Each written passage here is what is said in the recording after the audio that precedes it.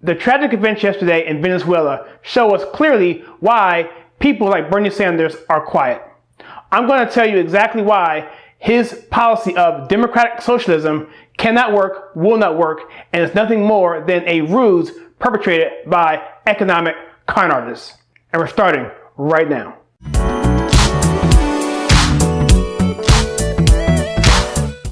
Hi, I'm Kyle Suggs, and welcome to my channel where we take culture, TV, and movies, and we filter it right.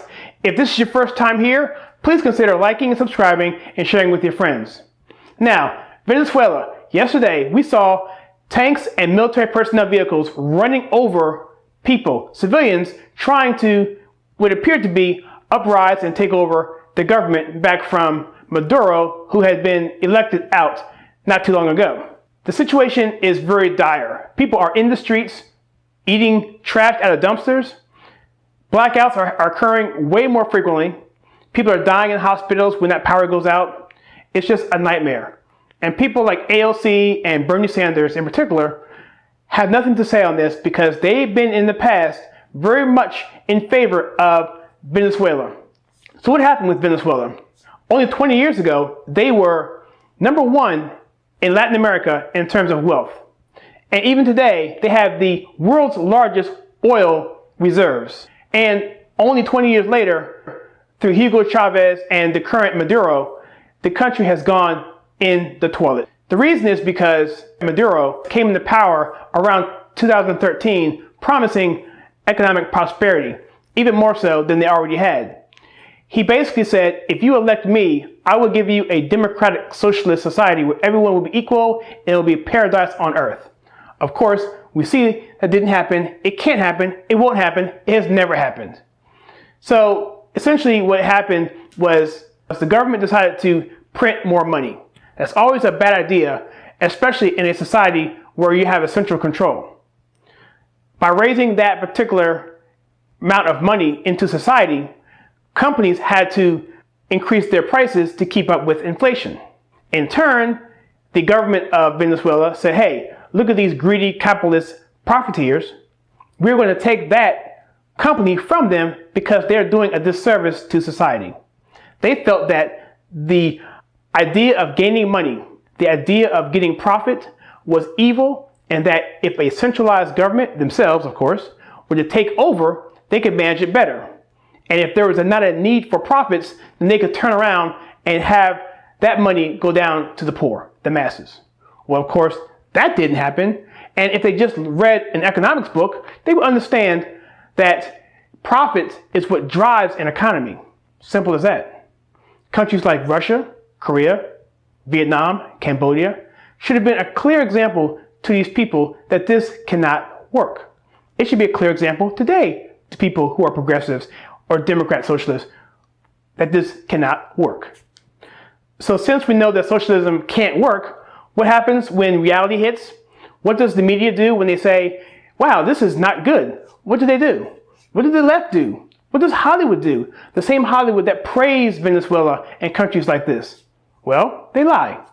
And like we said before, they take a shifted narrative to print a picture that is totally inaccurate. There's a video, The Collapse of Venezuela Explained. It's really popular. It's a Vox video where they go into it and say, well, the reason why it failed was because the oil prices went up and Maduro was not able to react quickly enough. They don't mention socialism? Not at all. Of course, they'll be inconvenient to them, and it will go against their narrative that socialism actually does not work. So what do? They flip it. They say, well, there's other countries like Denmark and Switzerland and so forth. These are countries that we actually look to. So now the spin is that socialism would work if we just give it a chance. You can't look at Cuba. You can't look at Venezuela. You can't look at Cambodia. You can't look at Vietnam. You can't look at North Korea. But you can look at Denmark and Switzerland and these Scandinavian countries who have socialism working for them. But the problem with that is these countries are not socialists. They're capitalists. They're capitalist countries that don't have a defense budget, thanks to the United States, and they funnel that money into social programs to provide for their people. But they do privatize companies. They do have, in some cases, school choice. And the crux of their culture is capitalist, and it's getting more capitalist because they know these socialist programs do not work. The end of the day is this, and this is the main reason, and you've heard this before. A quote by Prime Minister Margaret Thatcher: socialism is great, but you end up running out of other people's money.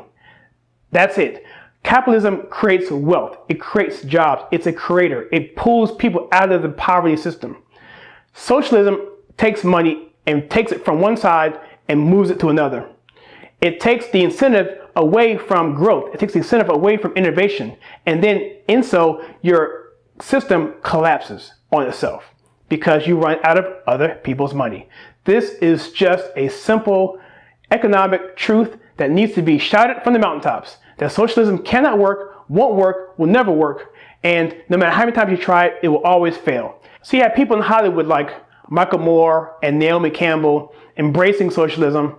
Michael Moore saying, hey, you know, they were able to take the oil reserves from the greedy corporations and funnel that money to help save the dying masses.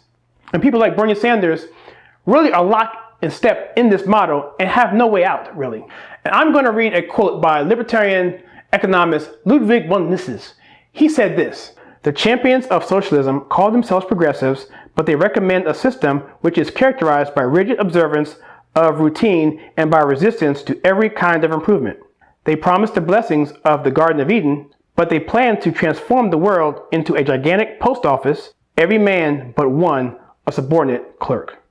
So this quote is cool because it kind of paints the picture that I'm going to start using from now on, is that socialists, liberals, progressives, Democrat socialists, whatever you want to call them, they promise the Garden of Eden, they promise utopia, they promise paradise. But what do they give us? They give us one gigantic post office. But they give us a post office where everyone in there, except for one, is a subordinate. And so there you have it. And so if you enjoy the content on this channel where we take culture, TV, and movies and we filter it right, hit that like and subscribe button below, that bell icon as well, and share with your friends. And also, please check out some videos that we have right here.